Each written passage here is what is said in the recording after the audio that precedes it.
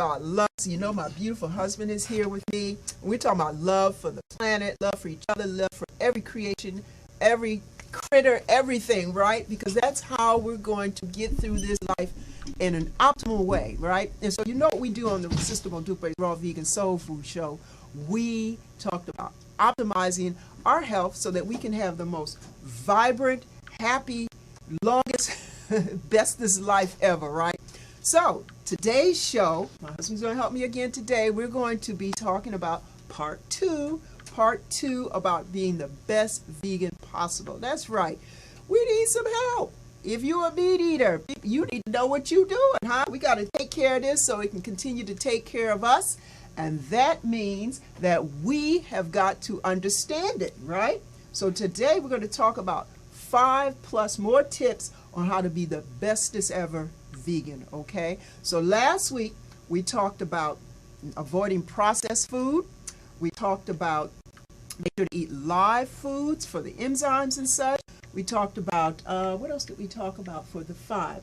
Not eating processed, not eating live things. You know, check the video. It was some good information, all right? So today we're going to continue and talk about breathing. Breathing, deep breathing. You know, my husband says to me when things are going haywire, breathe. I had a link for you, but we're not able to bring it up right now. But we were talking about, this link talked about the fact that everybody's talking about a tight tummy and all that kind of stuff. But the best way to breathe is breathe deeply. I mean, all the way, do that belly breathe. He over here practicing now. Do that belly deep breathing, right? Because then you allow your lungs to open up. It's like a paper bag. If you blow in it a little bit, you get a little bit of air, and the bag doesn't totally inflate. It's just like with a balloon, right? So you want to inflate that balloon, that lung, that bag fully, and that takes that deep gut breathing. That's why people enjoy yoga so much. They feel like they're high when they leave that yoga session because they've been practicing that deep breathing. My husband gets up and he's real consistent, usually in doing his meditation session, and sits still and breathes and just lets it out so he can let the whole universe in, right? And that feels good. I mean, you're getting oxygen out to all the far reaches, the parts of the body. I mean, you need to get it out to your fingertip and to the tips of your toes. So make sure that you relax, breathe deep. It's important for everybody. But my vegan buddies, I'm hitting y'all up. I'm giving you some good information about breathing deep. You want to add something to that? You always talking about air and the elements, so now we're talking about air. Go on and give your spiel on air. Well, it's just, once again, always a pleasure and an honor to be here before everyone and just to serve and to share. And yes, we are absolutely appreciative of air, and we're looking forward to what Queen has to share with us today as far as, how you can get the best from the air you breathe. Yes. That's right. And so, remember, I always tell everybody, though, I know some of you going like, hey, I live in L.A. I don't know if I want to breathe too deep. But that's why it's very important to make sure that you're eating well, you're relaxed, you get plenty of rest. I'm giving you some more tips.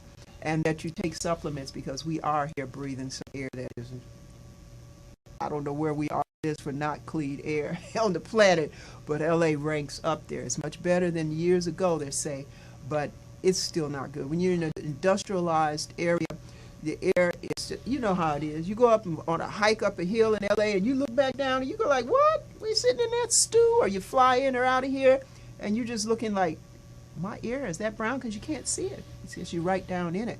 So it's very, very important. And I'm going to do a whole show on talking about how to keep your lungs healthy and such, because right now we have so many huge forest fires in the LA region. I'm going to say the region because, yeah, they're not 5 or 10 minutes away.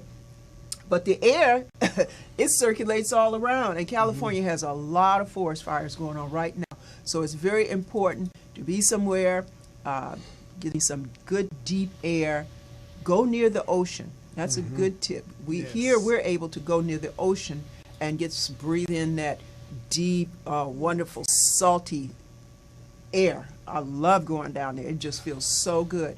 So if you're not near the ocean, go to a park. Go somewhere where there's a lot of trees. Go visit the, what do you call it, the place where they they have a lot of flowers, or a lot of like what do you call it? Like in Milwaukee, they call it the domes, and they have this big conservatory. It's 3 huge glass domes. They've got plants from all over the world. You walk in there, you just feel like you're loved. The humidity's beautiful. The air, you can smell the plants, and you can even smell that they're cleaning the air. I swear, I hear a vacuum cleaner as those plants are cleaning the air. Okay, so breathing and breath and breathing deeply, and we know how important that is. You can go for without food for about a month. You can go for without water for a few days, but that's only a few seconds, a few minutes for those who are good swimmers, that you're going without air before you're in trouble. But remember, breathing deeply is very, very important.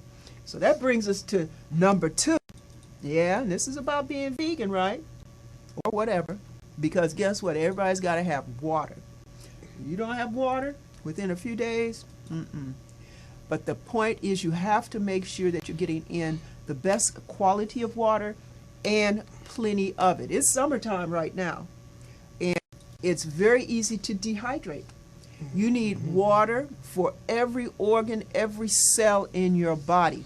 And when you say you catch a cold or something like that, you even need more water, because now you're in repair mode. You're in trying to detox mode, right? And so you even need more water. So normally we're in maintenance mode, and we're just, getting it in because you need it.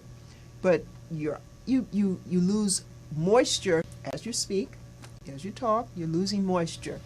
As you breathe, you're losing moisture. As you move, you're losing moisture. So it's like this. As long as you're alive, you're going to be losing moisture. Right. And you need to put it back in, okay? So water, that's the second tip. I know you're going like, I thought it was about veganism. I'm talking about being a healthy, full of vitality vegan, right? So I'm saying vegan, but whatever you are, whatever your lifestyle, your eating lifestyle, you've got to get that deep breathing in for it to be optimal, and you've got to get that water in, okay? Now, number 3. Now, this one goes to speaking about eating, right?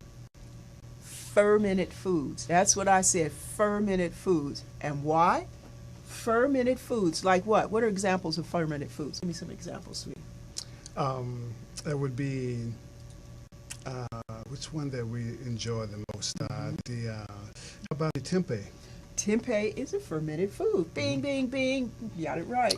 That's a soybean product, and the bacteria are allowed to culture and work on that soybean. It really changes the whole dynamic of what the soybean is about, and it makes a lot of probiotics and things available to the body. What else? One of my favorite breakfasts, the chia seeds. The chia seed is not fermented, but when you have it in your yogurt, you have it in a fermented product. And yogurt. Yes, and we do coconut milk yogurt, and that's milk with M-Y-L-K, okay? So that is one of his favorite breakfasts. So we take that coconut yogurt and put some chia seeds, some hemp. What else do we put in there? Maybe some ground up flax, and I ground my own seeds so that they're fresh. And we love that. That's delicious. You put some fruit in there. Bananas is one of his favorites. So we just pack it up, and it is delicious. Okay? So fermented foods are so, so important for the health of your body, because you get that bacteria that works on that food, breaks it down, and makes so many nutrients more easily available to you. And it also provides the good bacteria for the body. That's right. I said good bacteria. Bacteria is not always bad. Matter of fact, scientists say that our body, our physical body, is made up of more bacterial cells than quote-unquote human cells. That's right. So in our gut, we've got there are good bacteria that we can't live without.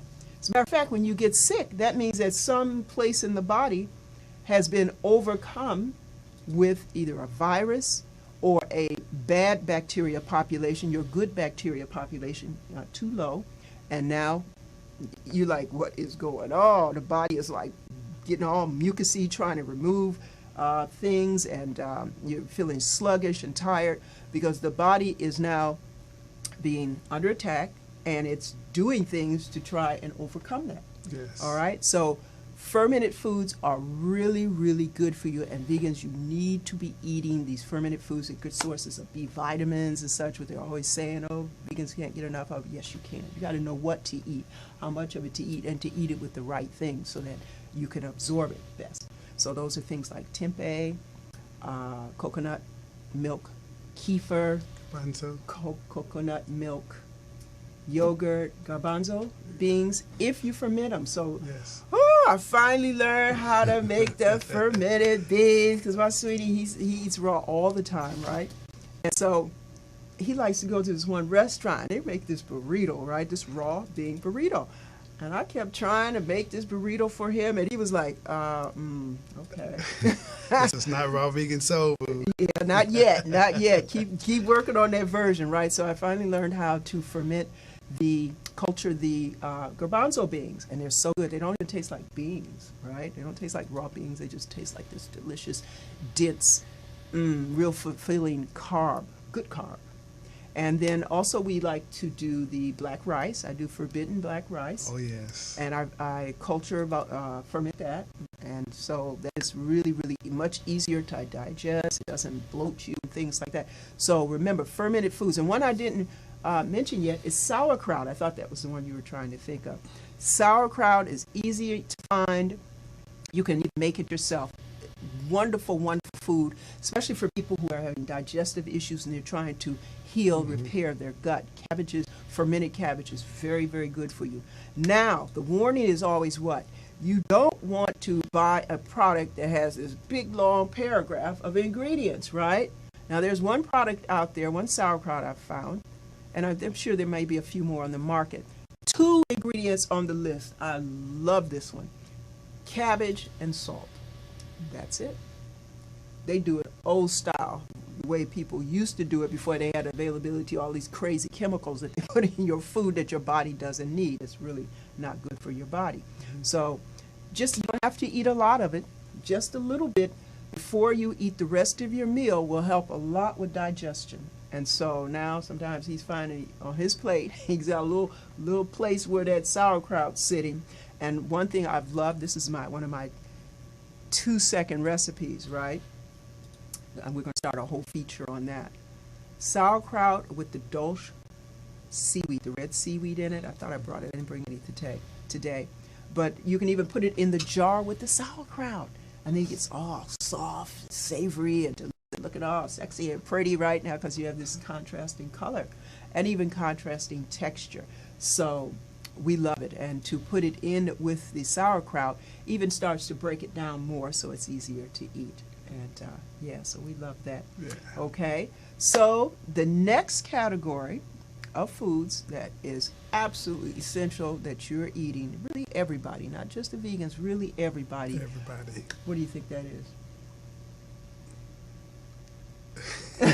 She always put me on Put the on the spot. spot. Yeah. Yes. I'm sitting here like y'all. I'm just like eating it up. And he does mean eat it up. He just needs to be in the kitchen to do all this stuff most of the time. The seaweeds. Seaweeds, absolutely essential that really everybody is trying to get more seaweeds in, and there's a lot of good reasons. One big reason is the iodine content. A lot of people think sea salt has a lot of iodine in it, but guess what? Even sea salt and poisonous white table salt that they usually put in processed foods and such. Synthetic. That's not, yeah, he said synthetic. That's not where it's at, okay? That's not where the iodine is anyway, unless they've actually put iodine in. So sometimes you'll see in the store the container of, you know that white table salt? He just mentioned the brand. And it'll say iodized, right? They've put iodine in. So if sea salt was such a good, or salt was such a good source for iodine, they wouldn't need to iodize it, right? And in this country, some years ago, decades ago, people having goiters, the swollen thyroid gland, that was a really big problem. And it was because people stopped eating things like the seaweeds, and they started using things like processed salts. And a big thing is that the chemicals that they were starting to put in the processed food was now blocking the iodine absorption, okay? When the Fukushima event occurred in Japan, we did a program in the community, and the community turned out in really great numbers because I was trying to get people to understand, okay, what are we going to do now? Yeah. All right, there's been this big nuclear accident kind of thing, and yes, it's going to affect us because it's coming over in the air, it's coming over in the seawater, right, in the ocean. And the thing to understand, about that, even with things like, and we'll talk more about this in our next show, things like the breads where they put these bromide, dough conditioners and all these chemicals you see on these different foods. When they put that stuff in there, it blocks, or it actually sits on the receptor site for iodine. So once it's sitting on the receptor site, now your body can't pull in the iodine for that particular spot, okay? So now you're going to be iodine deficient, plus you've got something sitting in your receptor sites in your body that's not good for you. And so you start having a lot of thyroid problems. And this was a big issue in America a number of years ago. And so they started putting the iodine into the salt, right? But the problem with trying to get all the iodine the body needs, and the body needs a good amount, right, is that it's out of balance.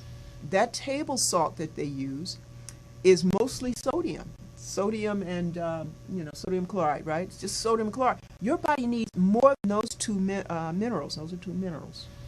And so you've got all the sodium, which can not be good for the body because you need all these other minerals. And if you're eating that stuff and not making sure you get minerals from other sources, it can cause a problem, right?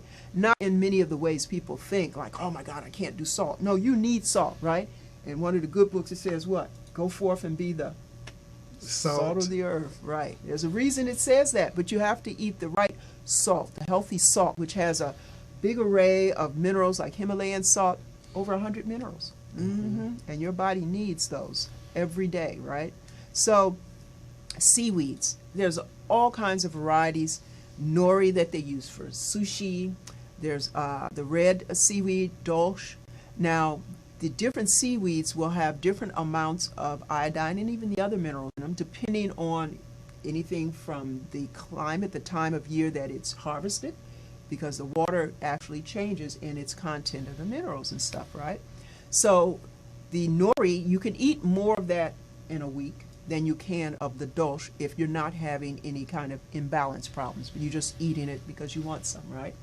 And so, a couple tablespoons of the dolce a week, that's plenty. And now, if you have a hypothyroid issue, you could eat more because hypo, meaning under functioning, you're actually needing more of that iodine. And I'm going to do a whole show on that because, unfortunately, guess what's back? Iodine deficiency.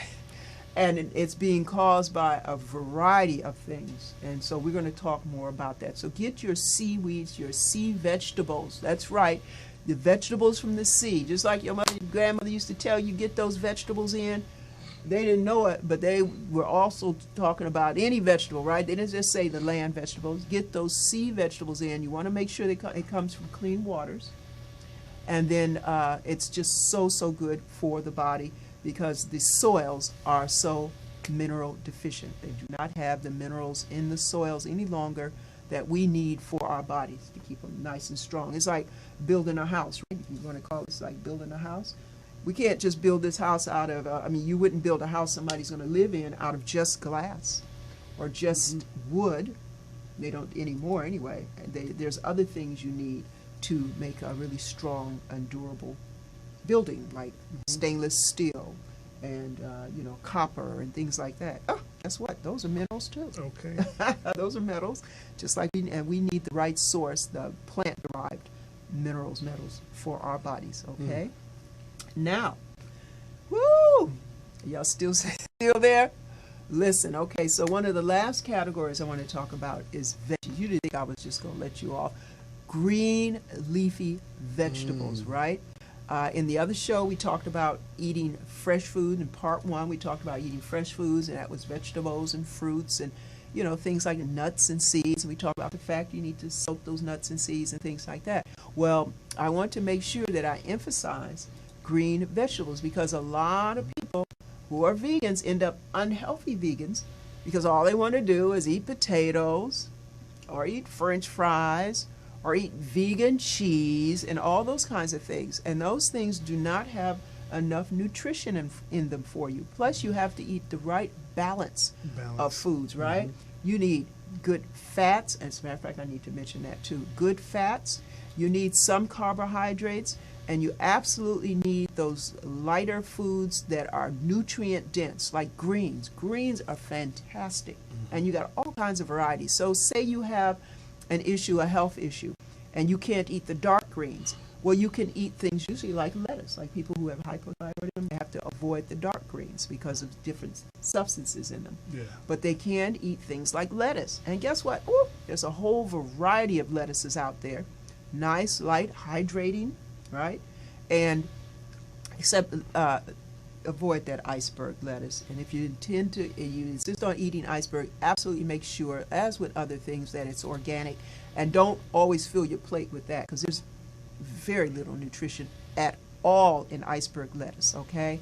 So if you want to have some, just make sure it's not often, okay? Because you don't want to push the good nutrient-dense greens off the plate and put the iceberg on it. Yes.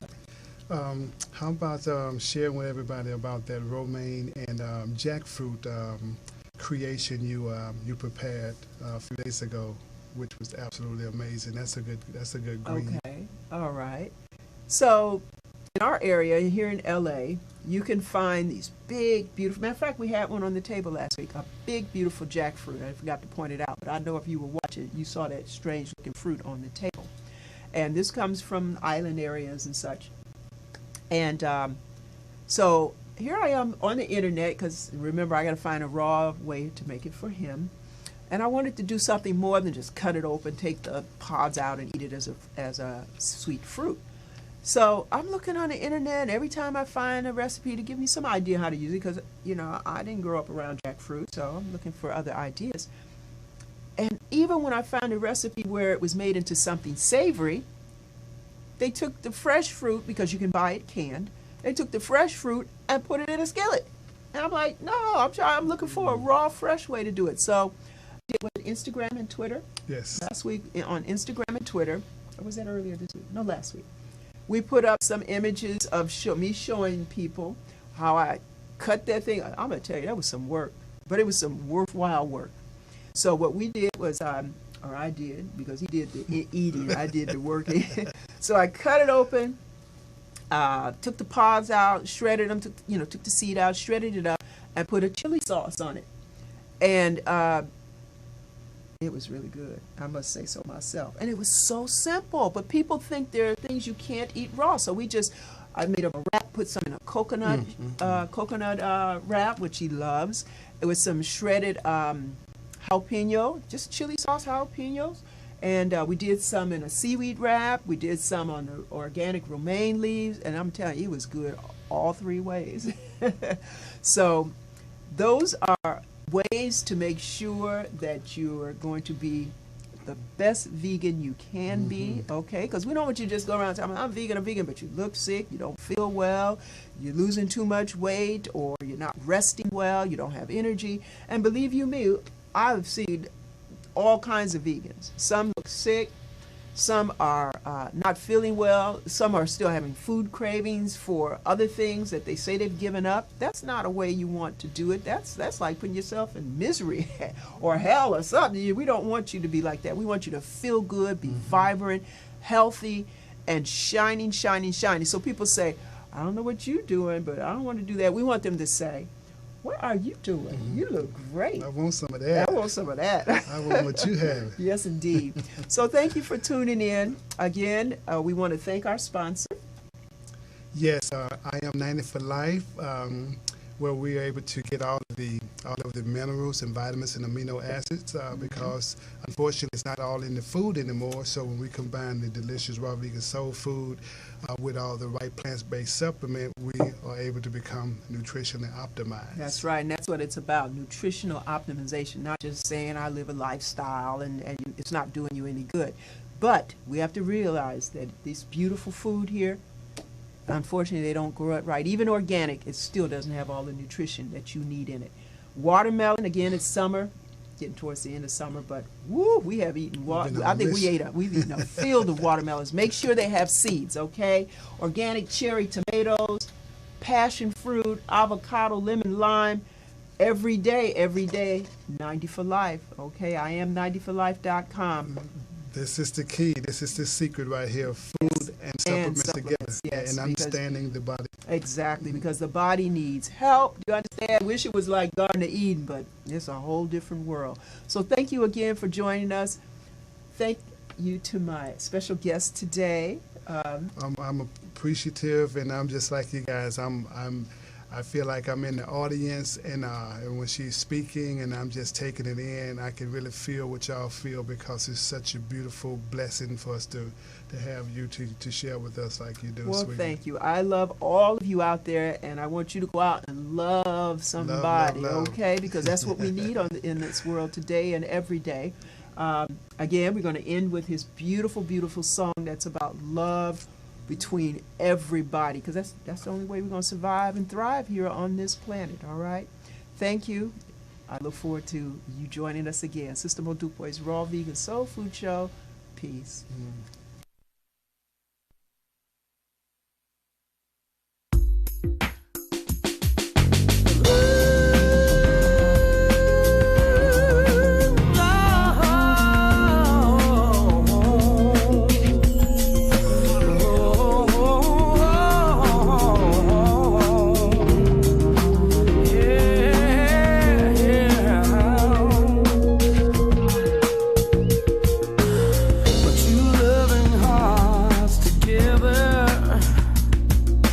Looking at a lifetime forever, surviving from the strength of our love, 'cause it's more than enough, searching for the same destiny.